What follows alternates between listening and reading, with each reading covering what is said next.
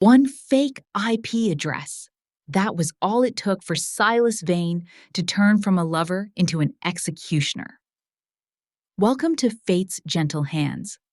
What happens when the smartest woman in the room is framed for treason? She doesn't cry. She calculates. Harper Thorne was left to die with 3% battery on her phone and a Russian hit squad closing in. Silas thought he was cleaning up a mess, but he was actually walking into a trap set by his own brother. This story has everything: a heartbreaking betrayal, a gruesome kidnapping, and a reunion that is more violent than romantic. You think you know pain? Wait until you hear Silas Vane realize that the woman he left to die was the only one trying to save him. Let's begin the story of the accountant's weapon. The tires screamed against the black ice. It was a sound that tore through the silence of the luxury cabin like a gunshot. My head slammed forward, hair whipping across my face, as the heavy vehicle skidded to a violent halt. My seatbelt locked tight, bruising my collarbone. But the physical pain was nothing compared to the sudden drop in temperature inside the car. We were stopped dead in the middle of Bridgeport Bridge. Outside, the Chicago winter was raging. Sleet hammered against the reinforced glass, sounding like 1,000 tiny stones trying to break in. But inside the Rolls-Royce Phantom, the silence was absolute. It was suffocating. I turned to look at him. Silas Vane. He sat in the driver's seat, his hands gripping the leather steering wheel so hard the knuckles were white beneath his black leather gloves. He was immaculate. He was always immaculate. His charcoal suit did not have a single wrinkle. His jaw was set like granite. He did not look at me. He was staring straight ahead into the swirling darkness of the storm. "Silas?" I whispered. My voice trembled, not from the cold, but from a sudden, primal fear. "Why are we stopping?" The electronic lock on my door clicked. It was a dry, mechanical sound. Click. It sounded like the end of the world. "Get out!" Silas said. He did not shout. He did not look at me. His voice was low, a terrifying baritone that vibrated in the small space. It was the voice he used when he ordered hits. It was the voice of the King of Chicago, not the man who had held me in his arms this morning. I blinked, my brain struggling to process the command. I am a forensic accountant. I deal in logic, in numbers, in probabilities. This situation did not add up. "What?" I asked, my breath hitching. "Silas, it is -3 degrees out there. It is a sleet storm. Get out, Harper, immediately, before I forget what you used to mean to me and put a bullet in your head myself." He finally turned his head. His eyes, usually the color of warm whiskey, were now dead. Cold. Empty. He reached into his jacket pocket. I flinched, thinking he was reaching for his gun. Instead, he pulled out a tablet and threw it into my lap. The screen glowed with a stream of code. I looked down, my eyes scanning the data automatically. It was a server log, a transfer of encrypted files, the Ghost Protocol blueprints. "It was sent from your laptop," Silas said, his voice devoid of emotion. "At 2 a.m, while I was sleeping next to you. The IP address matches. Do not lie to me." My heart hammered against my ribs. "No. Silas, look at the timestamp. I was asleep too. I never touched your files. You know, I would never. I trusted you with my life." He cut me off. "I let you into my home. I let you into my bed. And you sold me to the Russians for what? Money? Freedom?" He leaned across the console, The scent of his cologne, cedarwood, and rain filled my nose. It used to be my favorite smell. Now it smelled like betrayal. He opened my door. The wind howled, instantly sucking the warmth out of the car. Out! Silas, please, listen to me. Someone spoofed my IP. I can prove it if you just let me. He shoved me. It was not a gentle push. His gloved hand slammed against my shoulder, forcing me out of the open door. I stumbled, my heels skidding on the icy asphalt. I fell hard, my knees hitting the freezing road. My purse landed next to me a second later. Silas! I screamed, scrambling to stand up. The wind tore the name from my lips. The heavy door of the Phantom slammed shut. I saw his silhouette through the tinted glass one last time.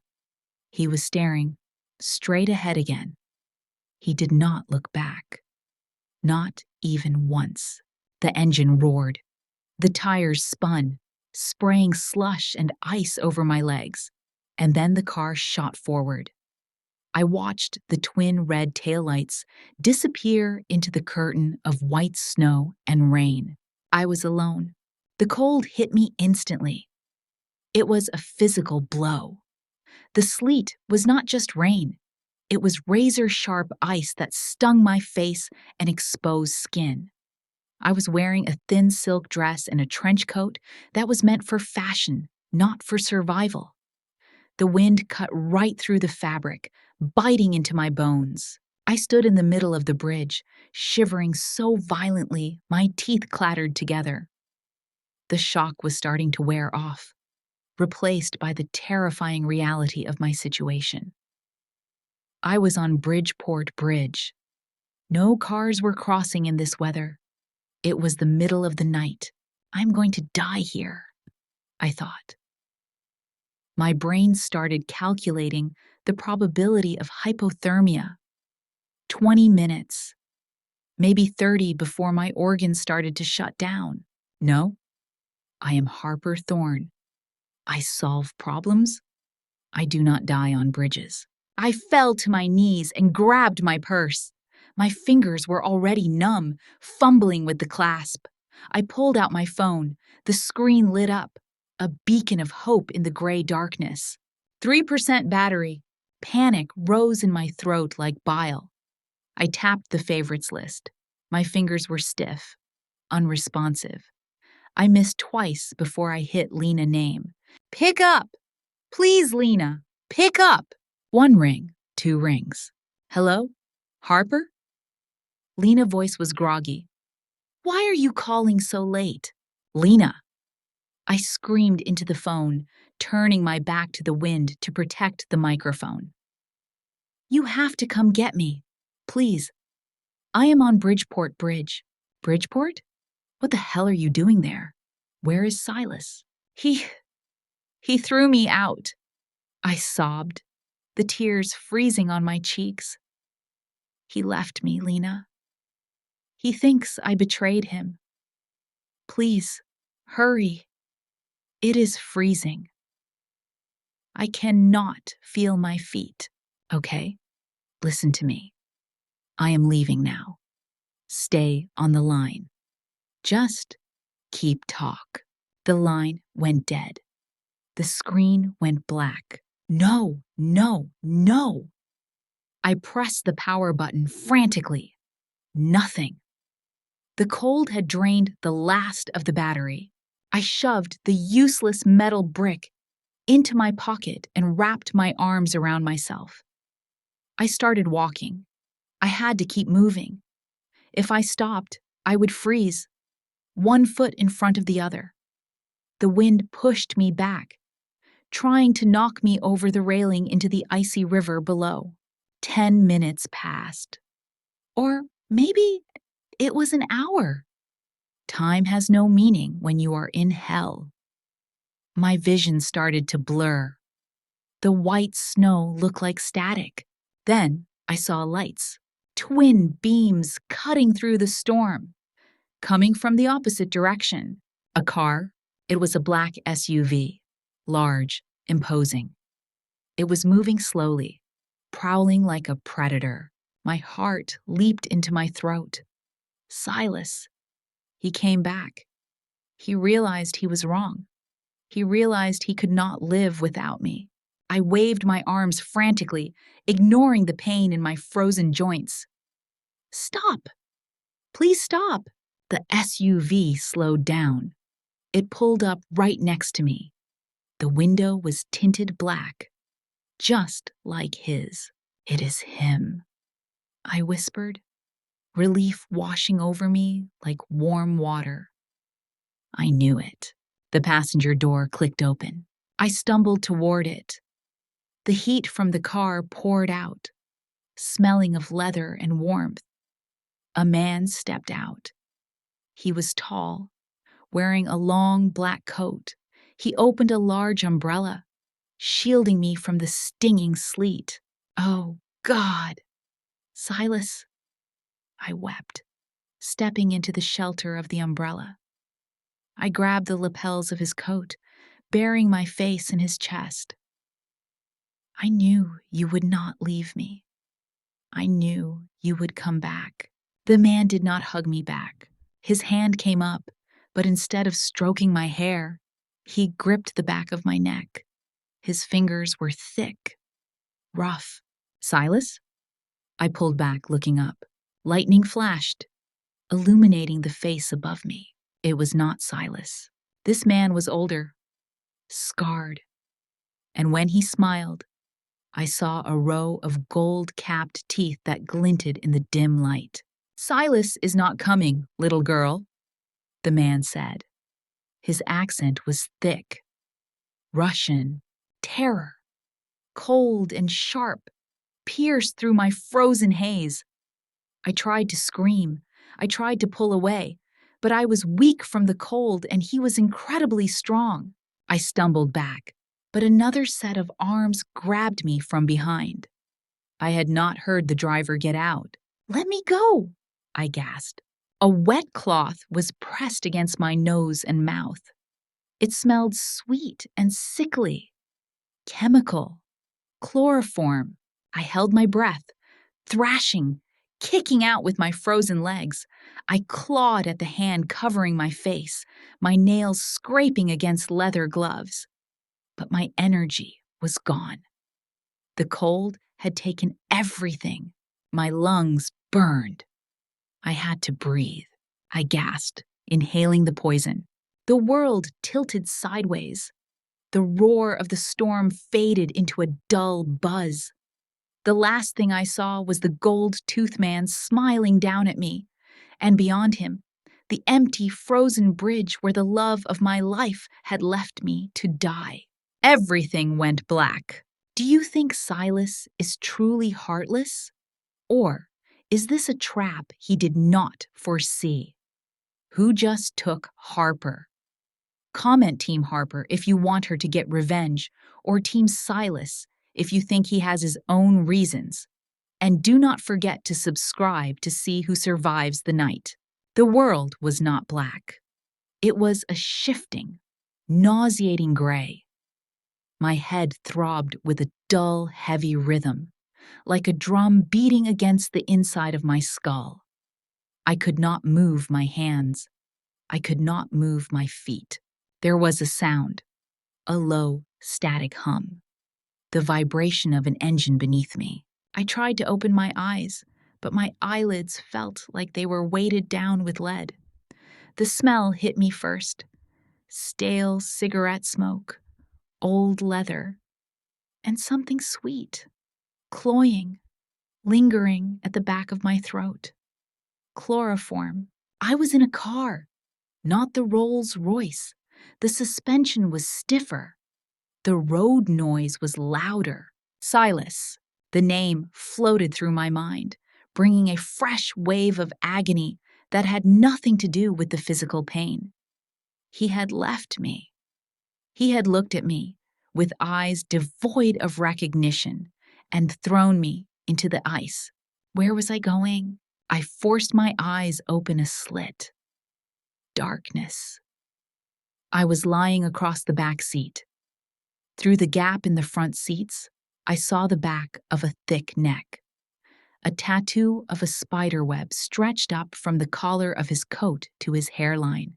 My heart rate spiked on the monitor in my chest. I knew that tattoo. I had seen it in the files Silas kept in his safe. The files he told me never to open. Bratva, the Russian Brotherhood. I closed my eyes again, feigning unconsciousness as the car hit a pothole. My mind, usually a neatly organized spreadsheet of risks and solutions, was a chaotic mess. I needed to think. I needed to calculate. But all I could see was Silas turning his back. The water was scalding hot. Steam rose from the marble basin, fogging up the mirror of the master bathroom in the penthouse. I scrubbed my hands. Soap, water, scrub, rinse, repeat. My skin was turning raw and red, but I could not stop. I could still feel the phantom sensation of the steering wheel leather under my gloves. I could still feel the resistance of her shoulder when I shoved her. She betrayed you, a voice whispered in my head. It sounded like my father. She is just like the rest of them. I grabbed the stiff bristle brush and scoured my knuckles. I needed to be clean. I needed order. My world was built on absolute control, and Harper had introduced chaos. She had stolen the ghost protocols. She had sold me out. Sir! I did not turn around. The water was running too loud. Sir, look at me. Dimitri's voice was urgent. That was new. Dimitri never raised his voice. He was a stone. I turned off the tap. The silence in the penthouse was deafening. I looked at my reflection. My eyes were bloodshot.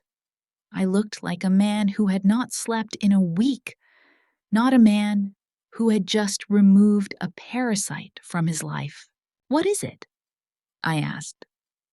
My voice sounded jagged, like broken glass. Dimitri stood in the doorway, holding a tablet. His face was pale. I have been reviewing the server logs. The breach at 2 a.m. I know, I snapped, reaching for a towel. The IP address was hers. We went over this. Yes, the IP matches, Dimitri said, stepping closer. But I dug deeper. I looked at the keystrokes. I looked at what the code actually did. He turned the tablet toward me. She did not copy the files, Silas. She was uploading a patch. Someone was trying to brute force our firewall from the outside. Harper woke up, saw the attack, and used her laptop to rewrite the defense protocol. She locked them out. The room spun. I gripped the edge of the marble counter to keep from falling. What? Look here! Dimitri pointed to a line of green text. She rerouted the data to a dummy server to protect it. She did not steal the ghost blueprints. She saved them. The person who changed the IP log to frame her. It was not an external hacker. It was authorized access. Who? I whispered. The air in the room felt suddenly thin. Your secretary. Julian cleared the logs 10 minutes ago. We found the transfer of funds in his offshore account. My knees hit the floor. It wasn't a figure of speech. My legs simply gave out.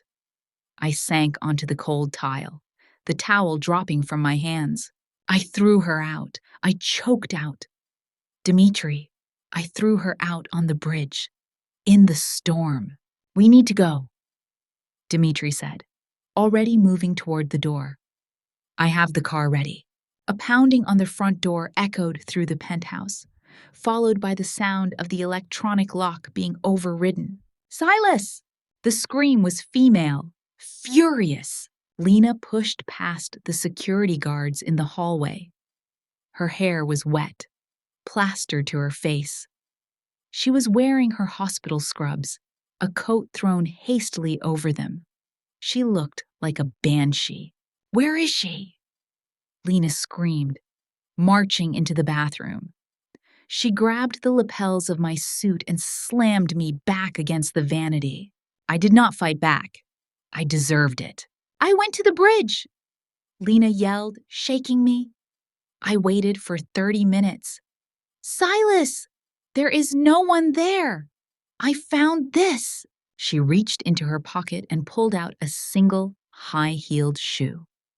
It was covered in mud and ice. It was Harper's.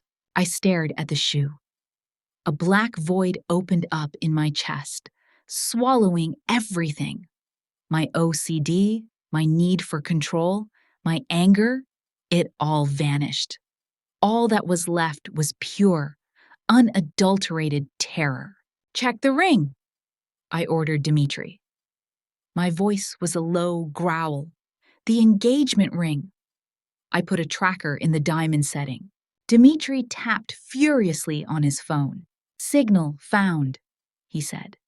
"It is moving fast, heading east, toward the docks." The docks. Russian territory. I stood up. The monster inside me, the one I kept on a leash for Harper's sake, broke free. "Burn it all down," I said, walking past Lena. "Find Julian and put him in the soundproof room. But first, get the team. We are going to war." My wrists burned. The zip ties were cutting into my skin, biting the delicate veins every time I shifted. I was seated in a metal chair, my hands bound behind the backrest. The room smelled of rust, diesel fuel, and cheap vodka. It was a warehouse. The ceiling was high, lost in shadows, but a single industrial light bulb hung directly above me, swinging slightly, casting nauseating shadows on the concrete floor. I was not dead. Yet. Footsteps echoed on the metal walkway above, then on the stairs. Heavy boots. Deliberate. A man stepped into the circle of light. He was not the man from the car. This one was younger, but his eyes were ancient. He wore a gray suit that looked expensive but fit him poorly, as if his muscles were too big for the fabric. He had a scar running through his left eyebrow, dissecting it into 2 pieces. Viktor Volkov. I knew him. Not personally, but from the dossiers Silas made me memorize. The head of the Chicago Bratva, a man who preferred knives to guns because he liked to feel the life leave his victims. "Awake, little accountant?" Victor asked. His voice was smooth, cultured, contrasting sharply with the violence in his eyes. I straightened my spine. I was terrified. My bladder felt full. My stomach was empty, and my heart was hammering against my ribs like a trapped bird. But I was Harper Thorne. I did not beg. "What do you want, Victor?" I asked.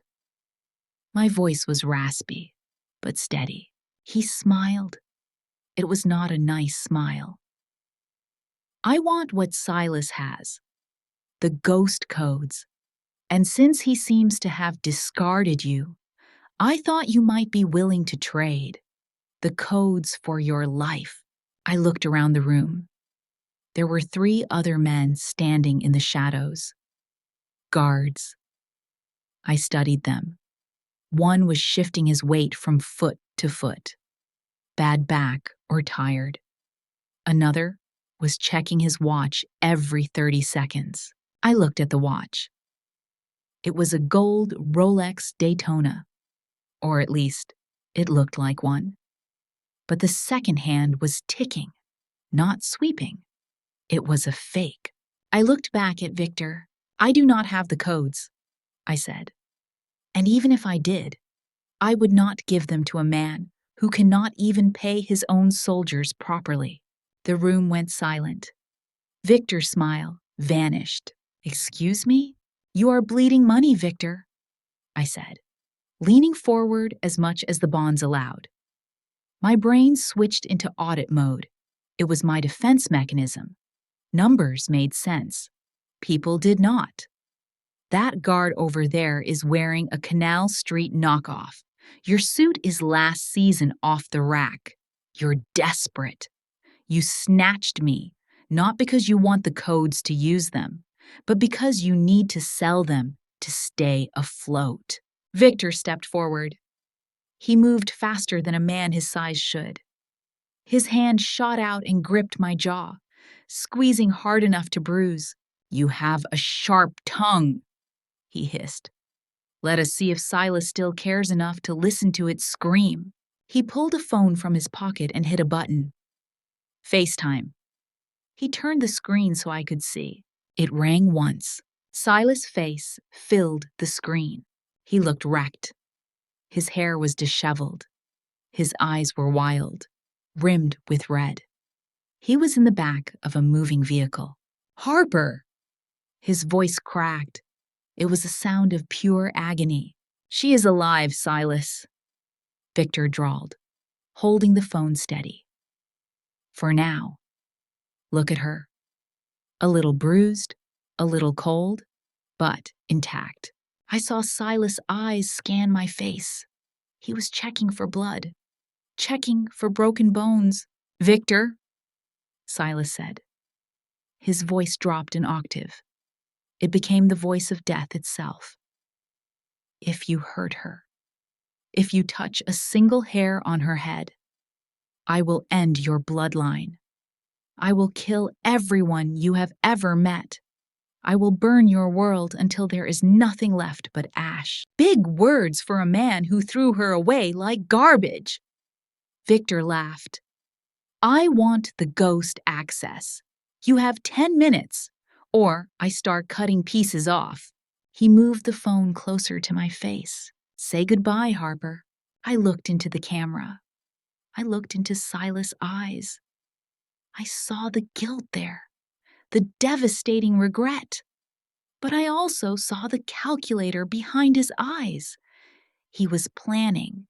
He was coming. "Silas," I said, my voice trembling. I forced tears to well up in my eyes. I made myself look small, broken. "I am so sorry. I am so sorry about Project Blue Jay 7. Silas froze. His eyes narrowed by a fraction of a millimeter. There was no Project Blue Jay 7. It was our emergency protocol. A game we played when we were bored in bed, creating codes for impossible scenarios. Blue meant captured. J meant the shipping docks, specifically the J sector.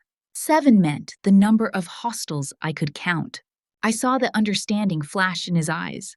He masked it instantly with rage. "Stop crying!" Silas roared at the screen, playing his part. "I do not care about your apologies." Victor laughed, delighted by Silas' cruelty. He did not know he was holding a Trojan horse.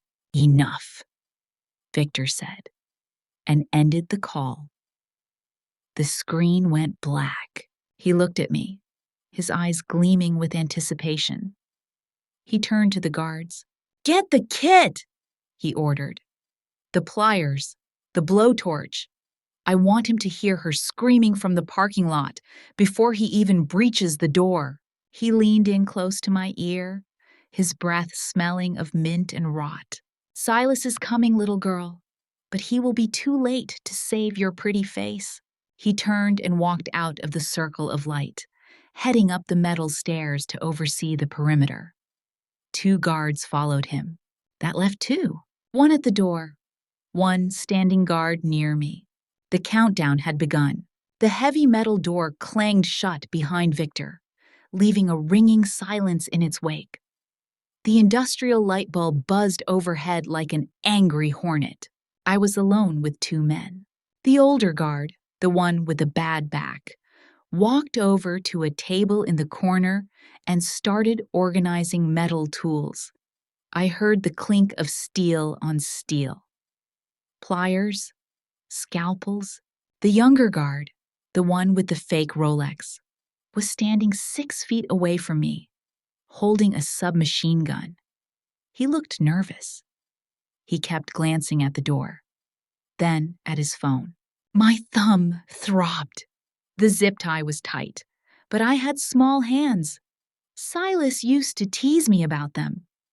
Bird bones, he called them. I needed to get out of this chair. Silas was coming, but Victor was right.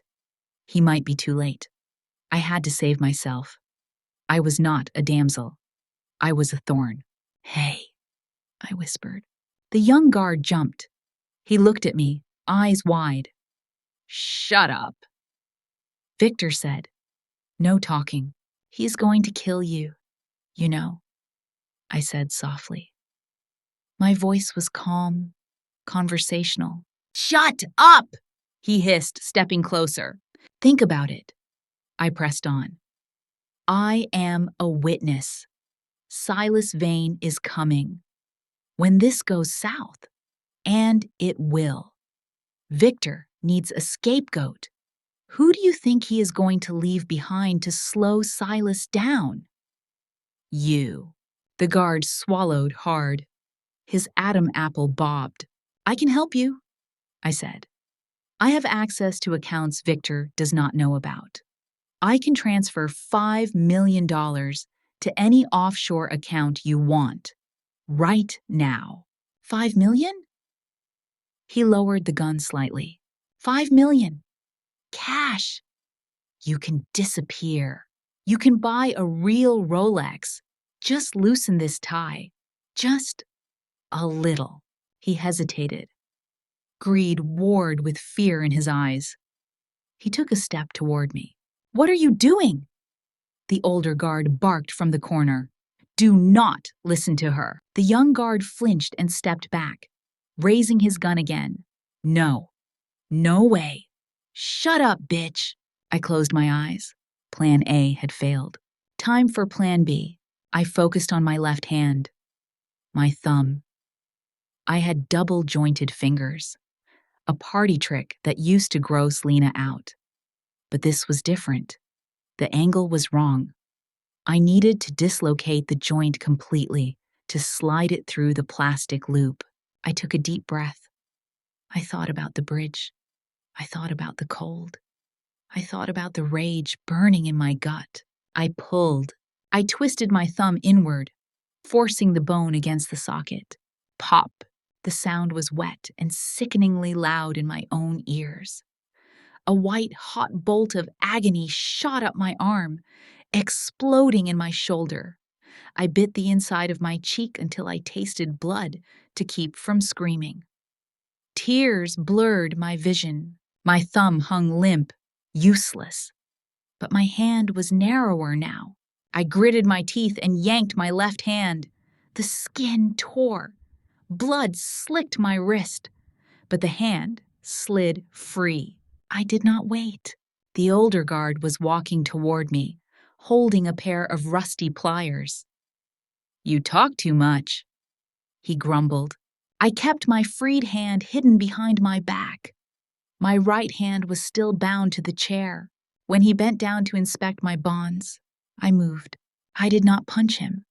I did not have the strength. I reached into the waistband of my skirt. I had snatched a metal pen from the dashboard of the kidnapping car when they dragged me out. I had kept it hidden in my palm for 2 hours. I jammed the pen downward with every ounce of strength I had left into the soft flesh of his inner thigh. The femoral artery. The guard eyes bulged. He let out a strangled gasp. He looked down. The pen was buried to the hilt. A second later, a fountain of bright red arterial blood sprayed across the floor. It hit my face, hot and metallic. He collapsed, clutching his leg, screaming a gurgling, wet scream. The young guard panicked. He spun around, raising his machine gun, aiming it directly at my chest. I ripped my right hand free. the loose bonds slipping off easily now. I stood up, blood dripping from my left hand, the older guard dying at my feet. "Shoot me!" I screamed at the kid. "Shoot me! And Silas will peel the skin from your bones while you are still awake. Or help me, and you live." The boy's hands shook. The barrel of the gun wavered. He looked at his dying partner. He looked at me, covered in blood, looking like a demon rising from hell. He hesitated. Click! Suddenly, the warehouse plunged into absolute darkness. The industrial light bulb cut out. For a second, there was silence. Then, a high-pitched whine echoed from the rafters. Whirr! The sound of night vision goggles powering up. The young guard whimpered in the dark. Silas was here. You just saw Harper dislocate her own thumb to escape. That is why she deserves to be a queen. Now, the lights are out. The hunt begins. What do you think Silas will do to the young guard pointing a gun at Harper? 1. Kill him without mercy. 2. Spare him because he hesitated.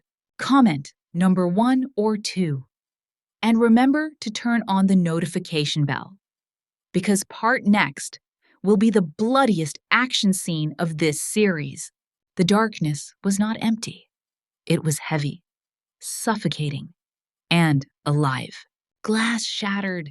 It wasn't a window breaking. It was the sound of the sky falling.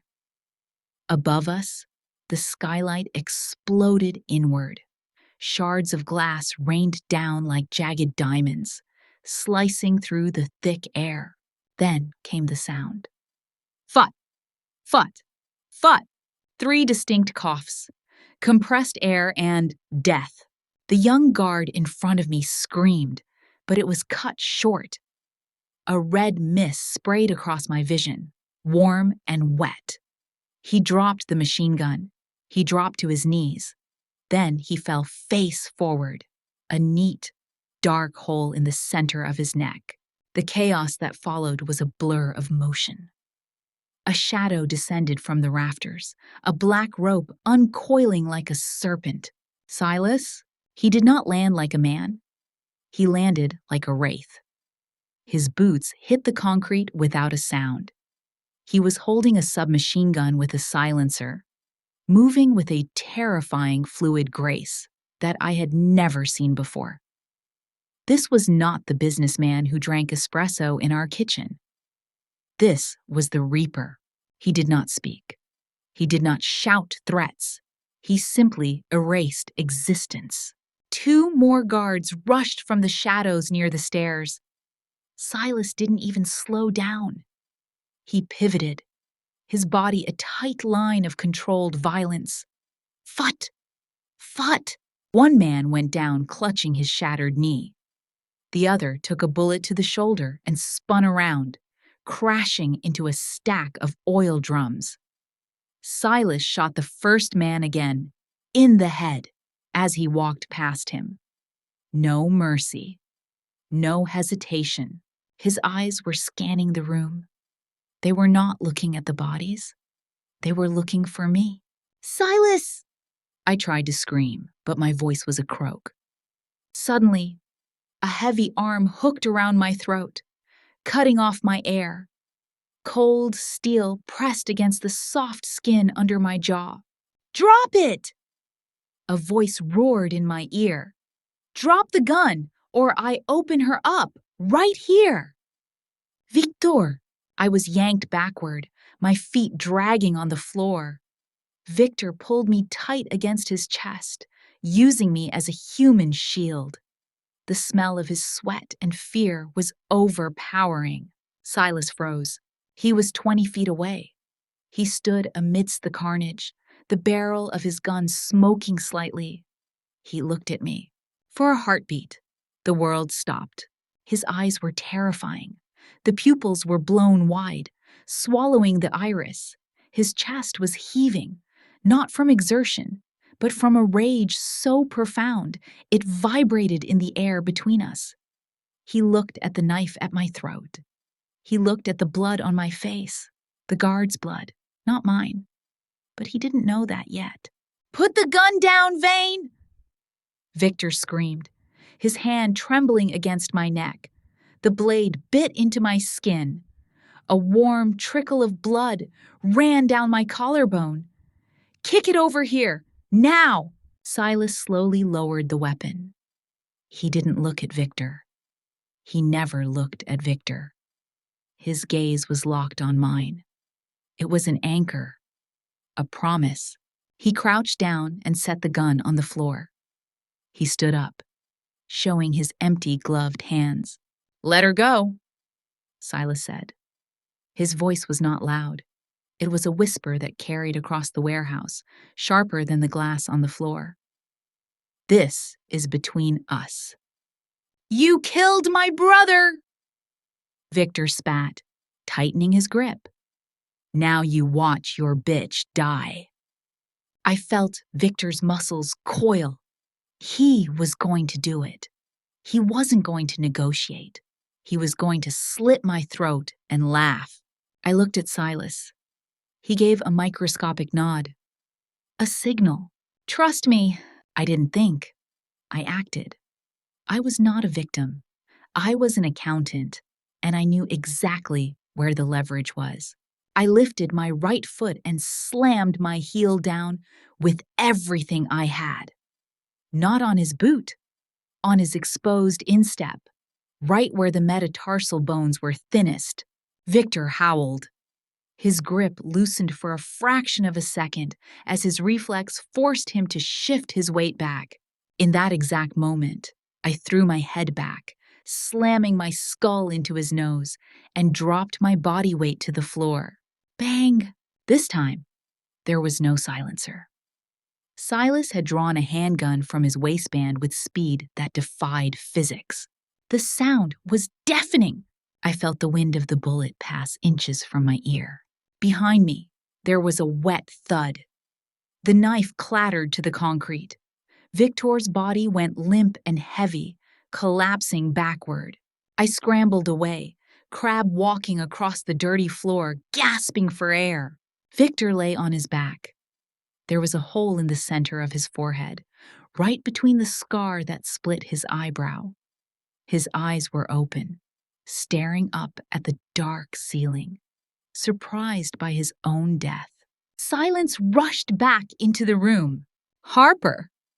It was a broken sound. Silas was there. He didn't run. He teleported. He fell to his knees in front of me, disregarding the broken glass that must have been cutting into his trousers. He didn't hug me.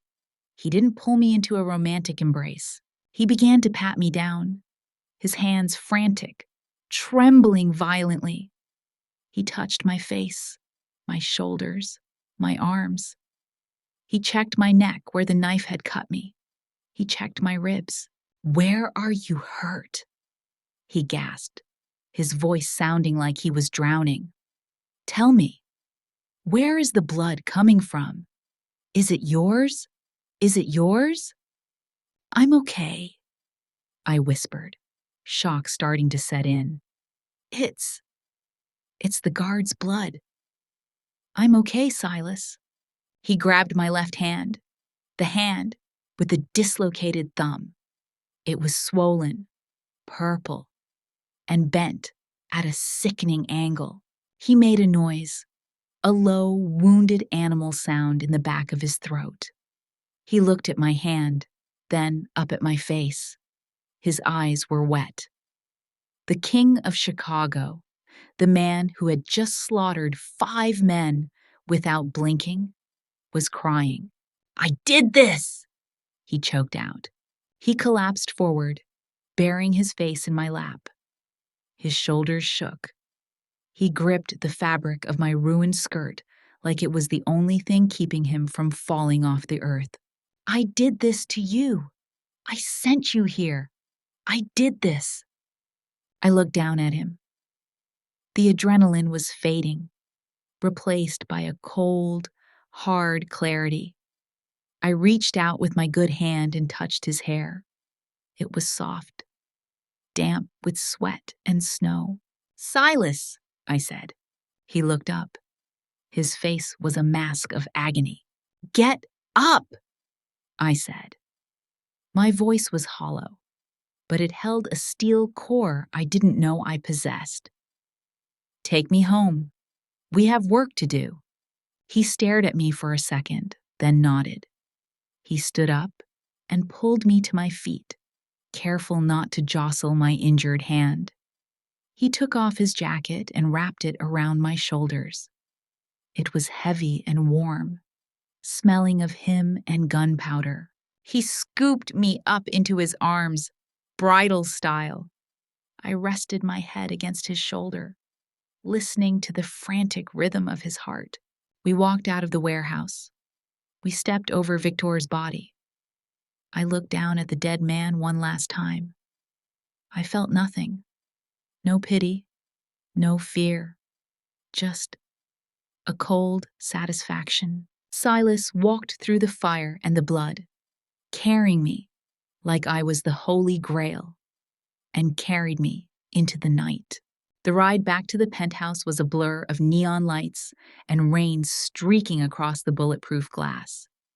We were in a different car now, an armored SUV that felt like a tank. Silas sat next to me, but he didn't touch me. He sat on the edge of the seat, his body turned toward me, watching me breathe as if he expected me to disappear if he blinked. The silence was heavy. It wasn't peaceful. It was scar tissue forming over an open wound. When we arrived at the private garage, he carried me to the elevator. He didn't let the staff touch me. He didn't let anyone speak to us. He carried me straight to the medical suite he had installed in the east wing of the penthouse. Dr. Evans was waiting. He was an older man, discreet and efficient, who had patched up Silas more times than I cared to count. "Put her here," Dr. Evans said, gesturing to the sterile examination table. Silas set me down gently. He stepped back, retreating to the corner of the room. He stood in the shadows, his arms crossed over his chest, his knuckles white. He looked like a statue of misery. "This is going to hurt, Miss Thorne," Dr. Evans said, examining my hand. "I need to reduce the dislocation. The thumb is completely out of the socket." "Do it," I said, gritting my teeth. Silas flinched in the corner. Dr. Evans grabbed my wrist and my thumb. He pulled traction. I cried out. It was involuntary. A sharp, high-pitched gasp of pain. Snap! The bone slid back into place. The relief was instant, followed by a dull, throbbing ache. "Good," the doctor said. He began to wrap my hand in a splint. "You have bruising on your neck, but the cut is superficial. You are dehydrated and in shock. I am going to give you a sedative."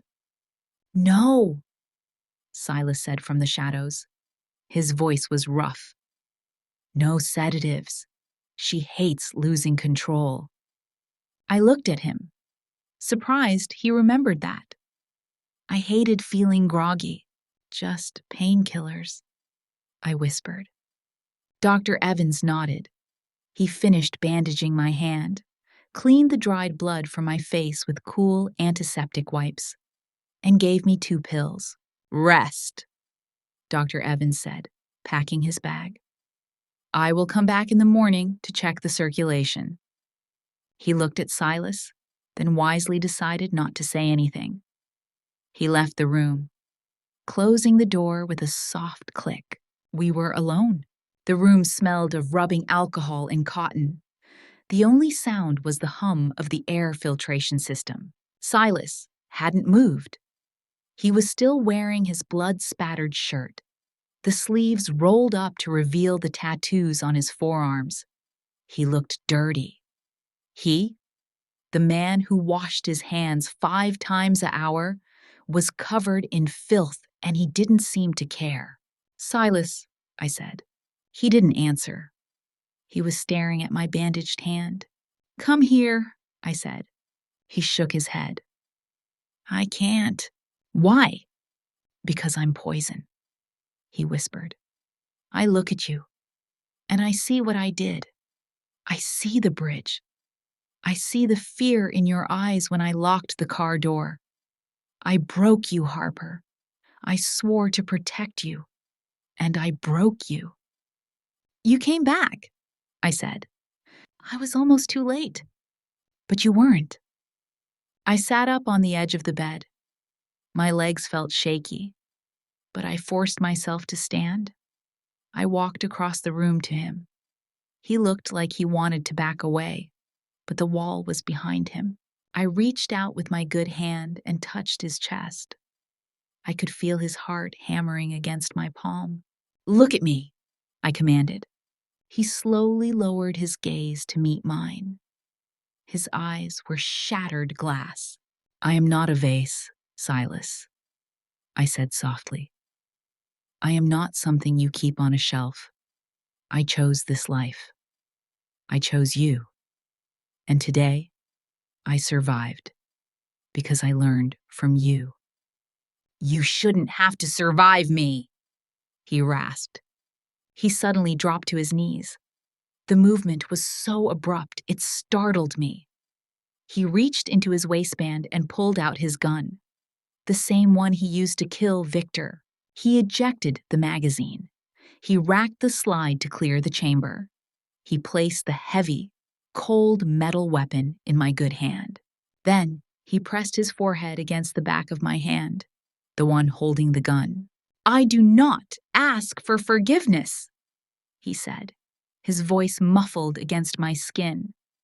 "I do not deserve it. I give you the choice, the only choice I have left." He looked up. His eyes were begging for judgment. "End it, Harper. Put a bullet in me, or tell me to leave and never come back. I will sign everything over to you, the money, the network, everything.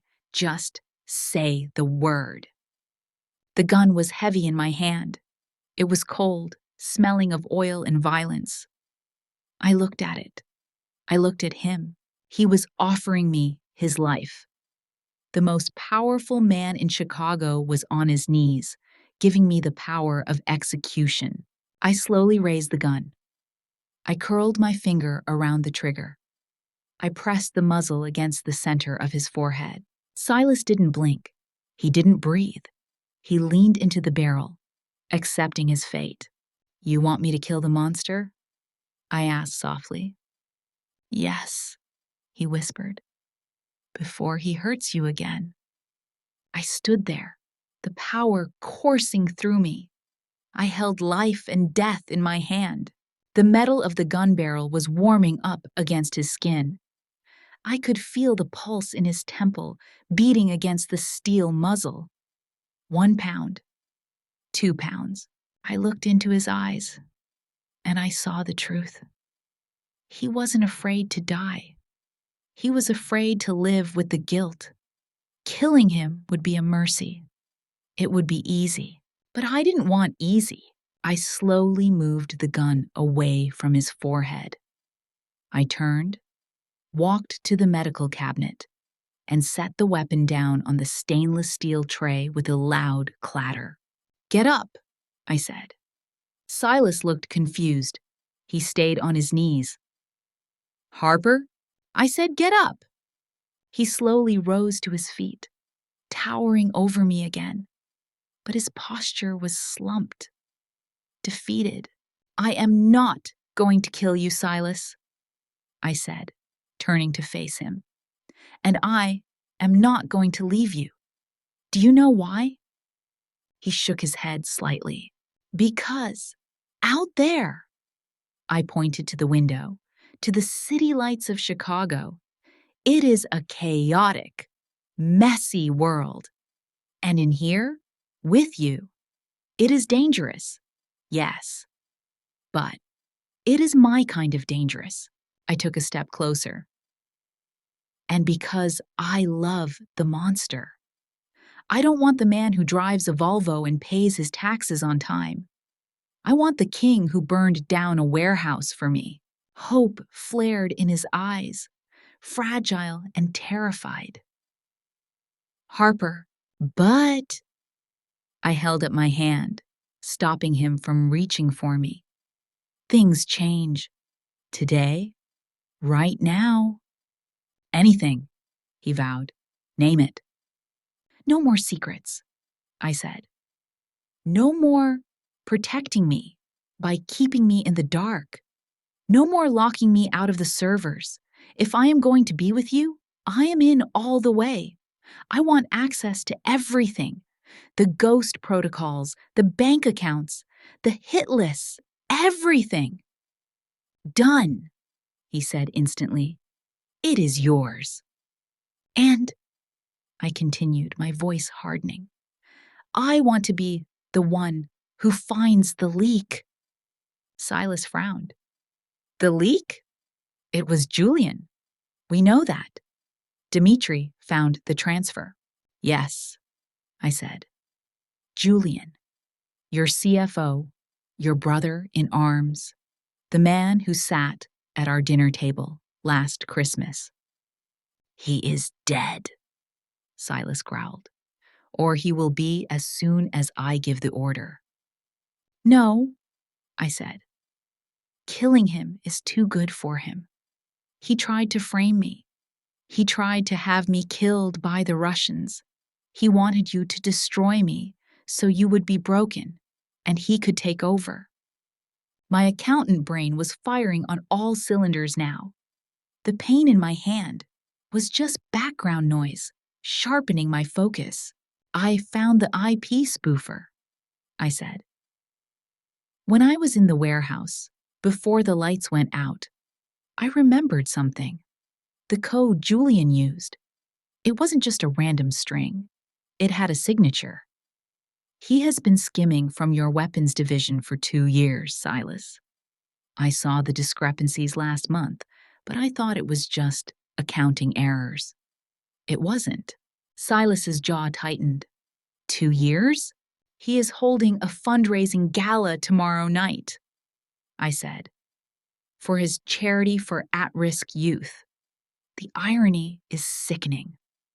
We will burn the gala down, Silas said, his hands balling into fists. No, I shook my head. We are not going to burn it down. That is what a thug does. We are going to walk in the front door. I walked over to him. I grabbed the lapels of his dirty, blood-stained shirt and pulled him down until our faces were inches apart. I want to ruin him, Silas. I want to strip him of his reputation, his money, his friends, and his pride. I want him to know it was me who did it. And then, when he has nothing left, then you can give him to the pigs. Silas stared at me. He looked like he was seeing me for the first time, not as his innocent girlfriend, but as his equal, his queen. A dark, possessive fire kindled in his eyes. He wrapped his arms around my waist, pulling me flush against his hard body. He buried his face in the crook of my neck, inhaling deeply. You are terrifying, he murmured against my skin. I learned from the best, I replied. He pulled back and kissed the bruise on my wrist. Then he kissed the splint on my thumb. It was a vow. A coronation. Tomorrow night, he whispered. We go to the gala. You wear red, the color of war.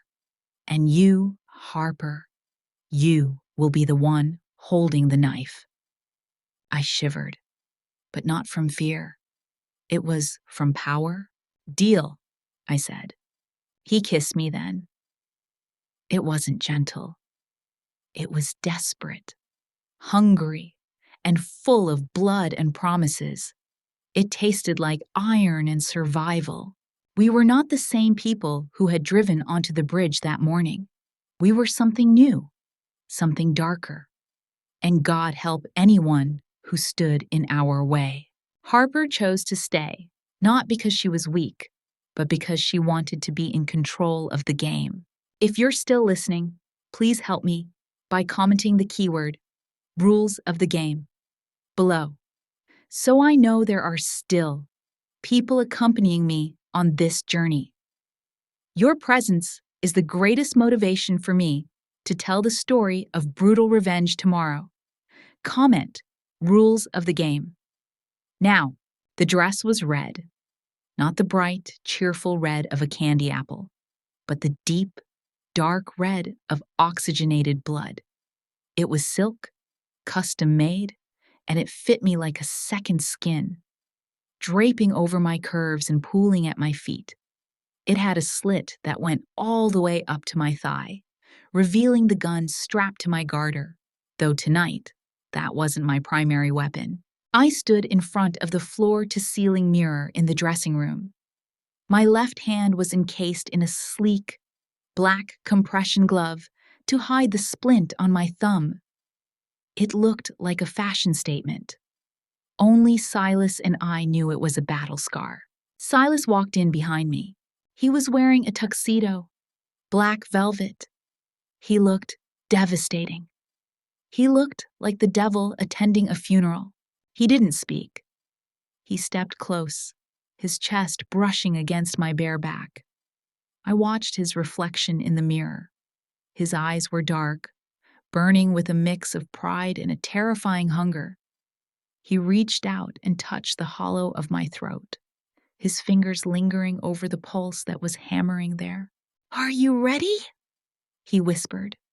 His voice vibrated through my bones. "I am terrified," I admitted, meeting his gaze in the glass. "Good," Silas murmured. He lowered his head and kissed the curve of my shoulder.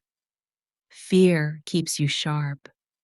Just remember, Harper, you're not the victim tonight. You are the blade." I took a deep breath, inhaling his scent. Wood smoke, expensive whiskey, and danger. I nodded. "I have the USB drive, and I have the eyes," he said. "I will keep Julian busy. I will make him think I am a broken man, trying to buy back his happiness. You get into his office, you get the data, and if anyone touches you, you burn the city down." I finished for him. "No," he corrected, his hand sliding down to grip my hip, his thumb digging in possessively. "I peel the city apart, brick by brick, until I find the hand that touched you." The gala was held at the Chicago Art Institute. It was a spectacle of wealth and hypocrisy. Crystal chandeliers dripped light onto a sea of tuxedos and designer gowns. Waiters moved like ghosts with trays of champagne. A jazz band played a smooth, soulless melody in the corner. Julian was there, standing near the entrance, holding a glass of scotch. He looked exactly as I remembered him. Handsome in a bland, corporate way. He was smiling, shaking hands with the city's elite, playing the role of the benevolent philanthropist perfectly. When he saw us, he froze. For a split second, the mask slipped. I saw it. Pure, unadulterated shock. His eyes widened, his glass tilted dangerously. He looked like he had seen a ghost.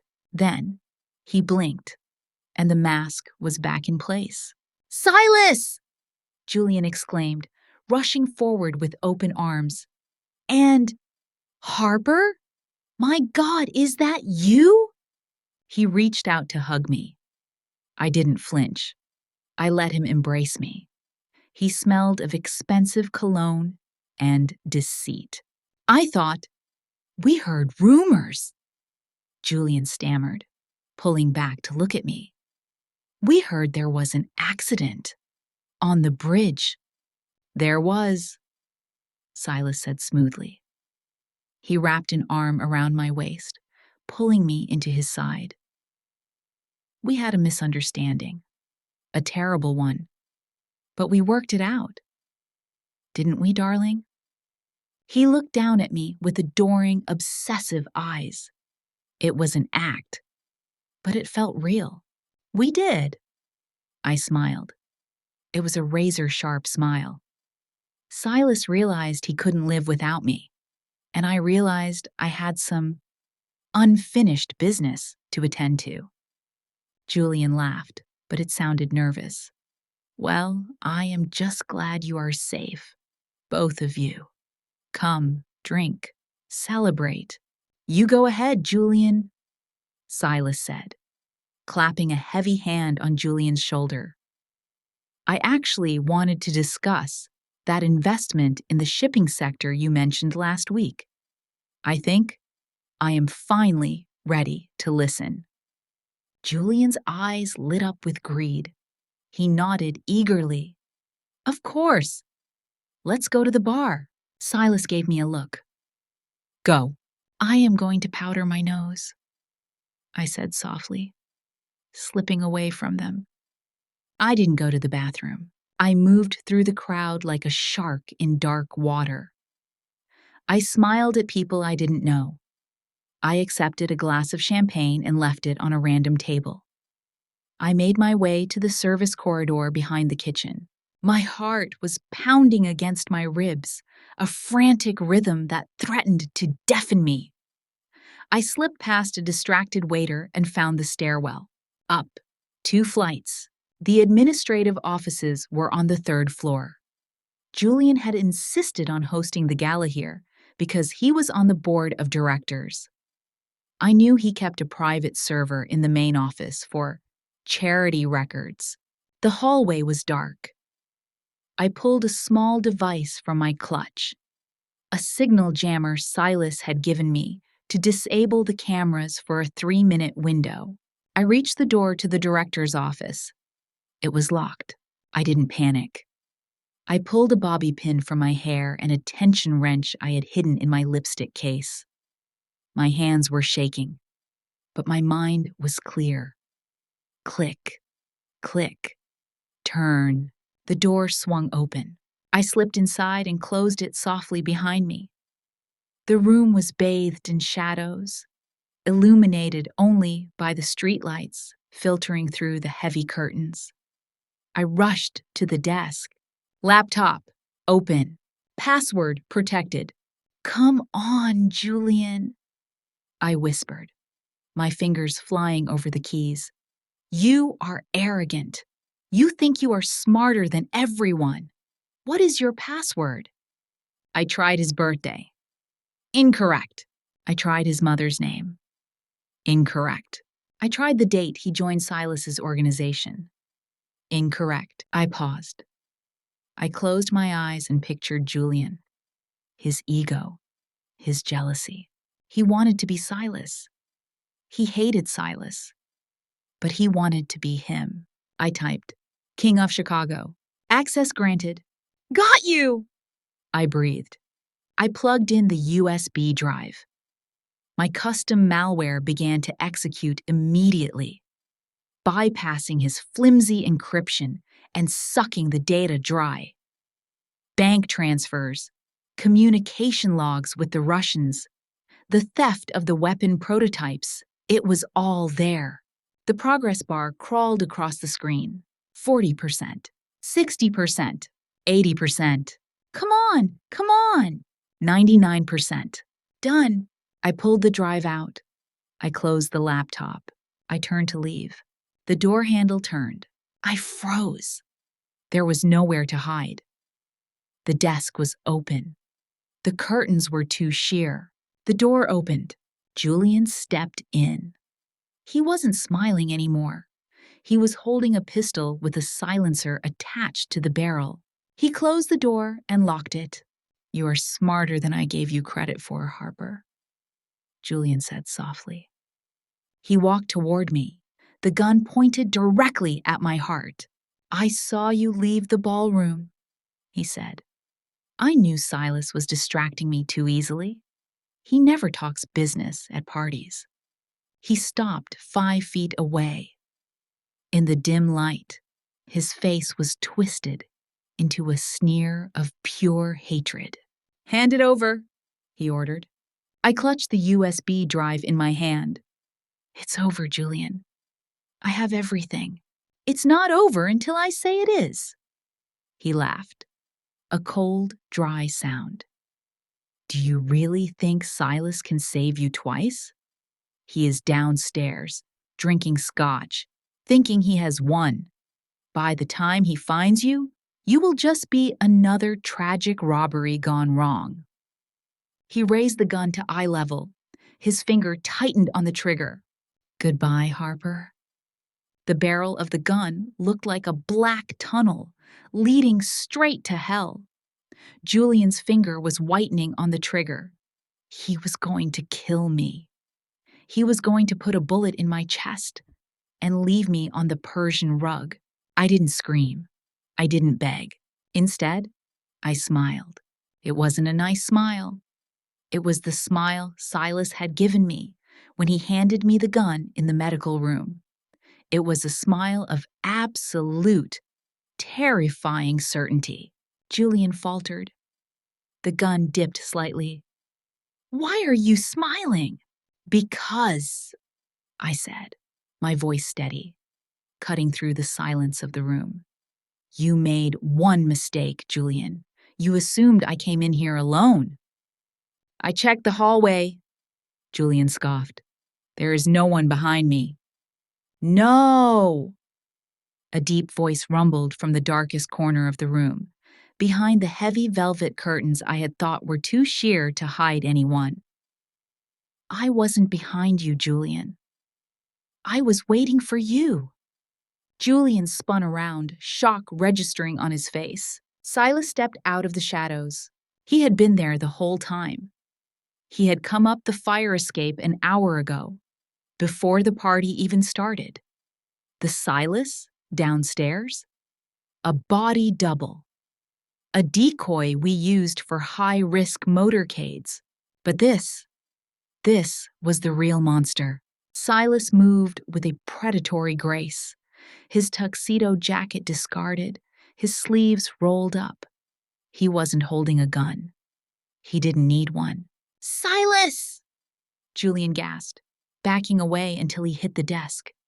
He swung the gun frantically between me and Silas. "Stay back!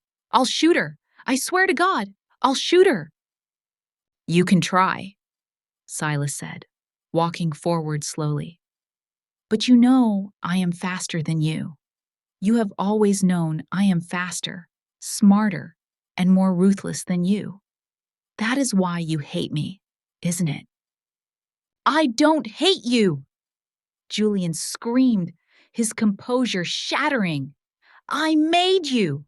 I handled the books! I laundered the money! While you played king, I did the dirty work! And what did I get? I got to watch you parade this accountant around like she was royalty!" He pointed the gun at me again. "She is weak, Silas! She is a liability! I sold you to the Russians to wake you up, to show you that she makes you vulnerable. You sold me," Silas said, his voice dropping to a terrifying whisper, "because you are a greedy, small man who wanted my crown." Silas stopped next to me. He didn't look at Julian. He looked at me. "Harper," he said softly, "you have the evidence?" "I do," I said, holding up the USB drive. "And you have the laptop?" "Yes." Silas nodded. He turned his gaze back to Julian. "I promised my wife to be that she could decide your fate. So, Julian, look at her. Look at the woman you tried to kill." Julian looked at me. He was sweating now. The gun was shaking violently in his hand. "Silas, please!" Julian begged, changing tactics. "We are brothers. We can fix this. I can get the money back." "M," Silas said to me, using the Vietnamese term of endearment he had started using in private. What do you want to do? I looked at Julian.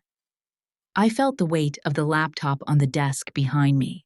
I don't want to kill him, Silas, I said. Julian let out a breath of relief. Thank you, Harper. Thank you. I knew you were reasonable. I don't want to kill him, I continued, my voice ice cold. Because death is too quick. I want him to suffer. I opened the laptop again. I didn't need to hack anything this time. I had prepared the program beforehand. What are you doing? Julian asked, panic rising in his voice. I just pressed enter, I said, looking him in the eye. I just sent the full ledger of everything you stole, from the Bratva to Victor's successor. I also sent your GPS coordinates to the cartel you ripped off in Mexico last year. And, oh yes, I just emailed the FBI the evidence of your personal tax evasion, unrelated to Silas's business. Julian's face went white. You didn't. You are a dead man walking, Julian, I said mercilessly. The Russians will want you for the botched deal. The cartel will want you for the money. And the feds will want you for the fraud. You have nowhere to run.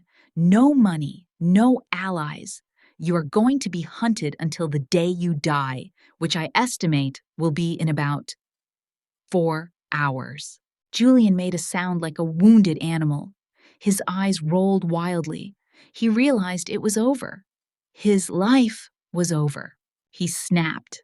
With a roar of pure despair, he lunged at me. He didn't fire the gun. He tried to pistol whip me. You bitch! Bang! The sound was singular, precise. Silas hadn't moved his feet. He had drawn his concealed carry from his shoulder holster and fired in one fluid motion. The bullet shattered Julian's right kneecap. Julian collapsed, screaming, clutching his shattered leg. The gun slid across the floor. Silas walked over and kicked the gun away.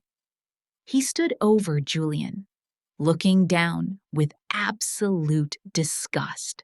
You should have learned, Silas said. No one touches what is mine. The door burst open. Not the bodyguards, but Silas's men, disguised as event security.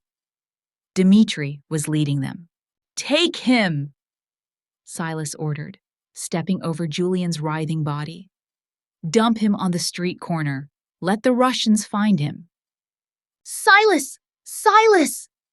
Julian screamed as Dmitri dragged him out by his collar, leaving a trail of blood on the expensive carpet.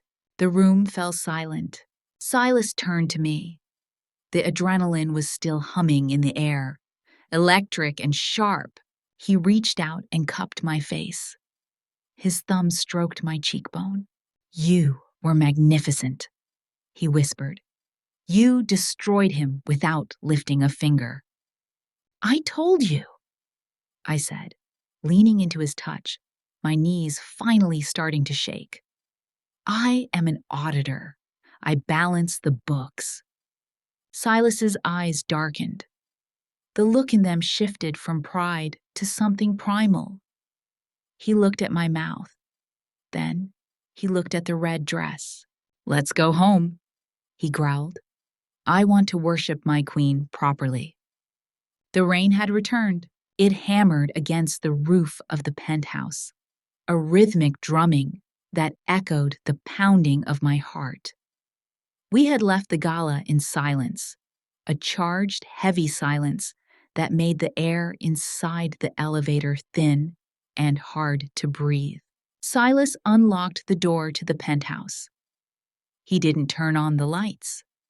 The only illumination came from the city skyline through the massive glass windows, a kaleidoscope of gold and silver against the black sky. He locked the door. The sound of the deadbolt sliding home was final. He turned to me. Take it off, he said. It wasn't a request. I reached back, my fingers trembling slightly, and unzipped the red silk dress. It fell to the floor in a whisper of fabric. I stood there in my black lace lingerie, the gun still strapped to my thigh, the splint still on my hand. Silas walked toward me. He looked at me like I was a deity he had just discovered. He knelt before me, fully dressed in his tuxedo. He reached out and unbuckled the holster from my thigh. He set the gun aside. Then, he pressed his face against my skin, right where the holster had been. He kissed the inner curve of my thigh. "Mine," he murmured against my skin. "Yours!" I gasped, my hands tangling in his dark hair. He stood up and kissed me. It was a collision, a claiming. He lifted me up, my legs wrapping around his waist, and carried me to the bedroom. We didn't make love. We went to war. He worshipped every inch of me. He kissed the scar on my thumb. He kissed the bruises on my neck. He stripped away the trauma of the last 48 hours and replaced it with fire. He made me forget the cold of the bridge. He made me forget the fear.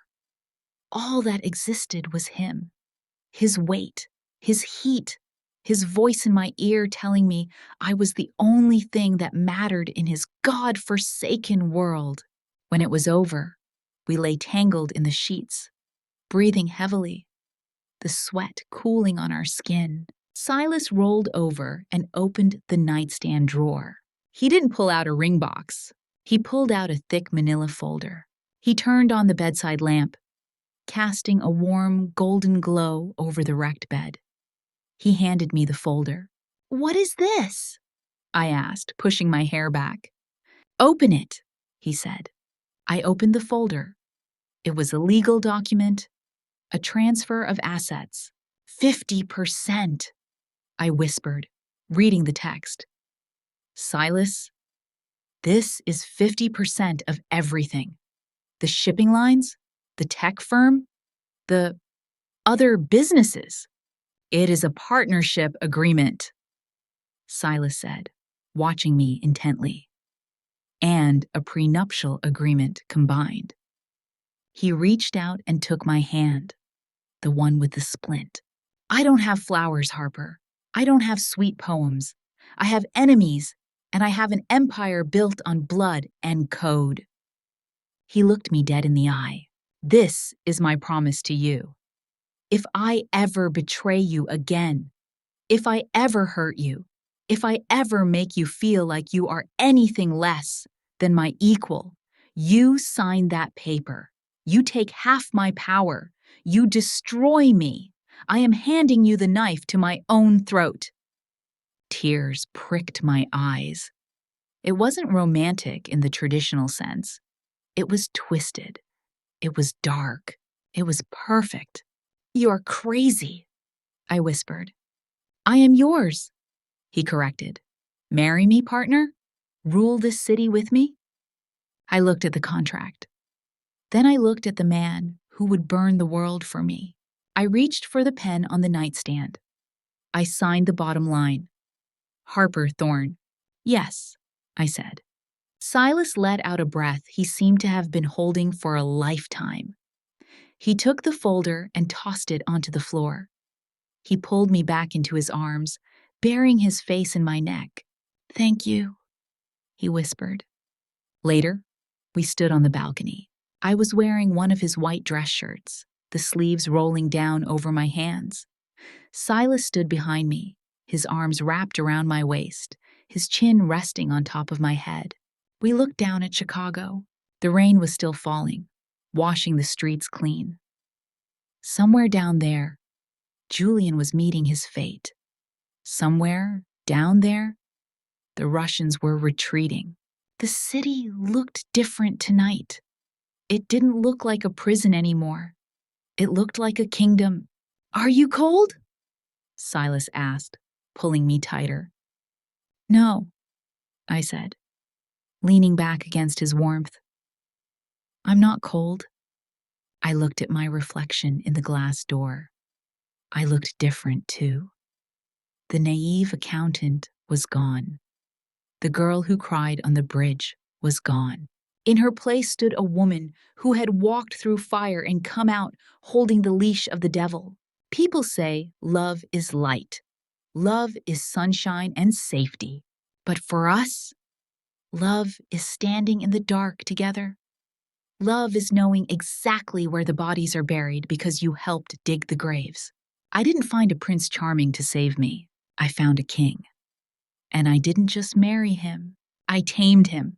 Come inside, Silas whispered, his lips grazing my ear. Let's go to bed. I turned in his arms, smiling up at him. Lead the way, boss. He smirked. No, Harper. You lead. I follow. We walked back inside, leaving the storm behind us, closing the door on the world we now owned. Harper found her throne not by luck, but by blood and courage. She proved that in the shadows, the one with the gun isn't necessarily stronger than the one holding the secret.